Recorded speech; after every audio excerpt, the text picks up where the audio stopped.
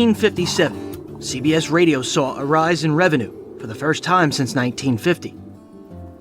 For all of that year, Gunsmoke remained the only adult Western radio drama on the air.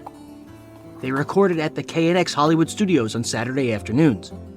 One of the nicest things of the Saturday morning table reading was when Parley Bear would arrive with 2 enormous boxes of goodies from Benish's Bakery, which was a marvelous bakery.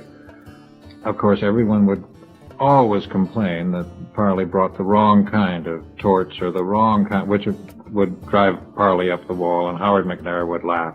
But anyway, it was a pleasant way to start out, and all of the members of both the casual and the regular cast were such professionals that they could kid as they worked without losing emphasis. It was released twice a week. It would be released first on a Sunday night and then re-released the following Saturday morning. We had a tremendous audience. As I recall, I think we were something like, because of the double show, we had an audience of something like 50 million people every week, which was fantastic. In early 1958, CBS ordered 2 new Western programs to air on Sunday afternoons, replacing an hour of concert broadcasts. The first would be created by CBS director Antony Ellis. The only background I can give about him is what I know about him from my personal experience, having met him, but only in Hollywood. I didn't know very much about his background before he arrived here. No, I didn't know. He was English, you know. He's English, yes. And his mother was Effie Kalish, pianist. As a matter of fact, she taught me piano. She came over here with the English pianist by the name of Solomon and brought her family and her husband, who was also her agent. Tony was very musically inclined, and music played a very important part in his, not only the production, but in the writing, in his mind. He wrote musically in many respects.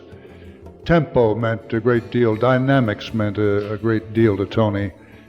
He was a very, very broad, very warm, very kind, lovely, lovely man. And a very sensitive man. Extremely sensitive, yes, absolutely.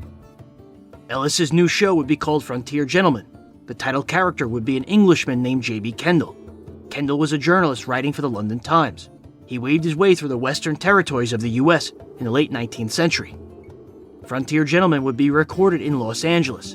Well, Tony Ellis wrote it, directed it, produced it, everything, and I think it was one of his finest efforts. I know this, that Tony liked that show better than any show he had ever done in his life, and I think it showed. And I was very close to Tony, and he would very often refer to that show as with great affection. It was one of those shows that I think was so well written that it played itself.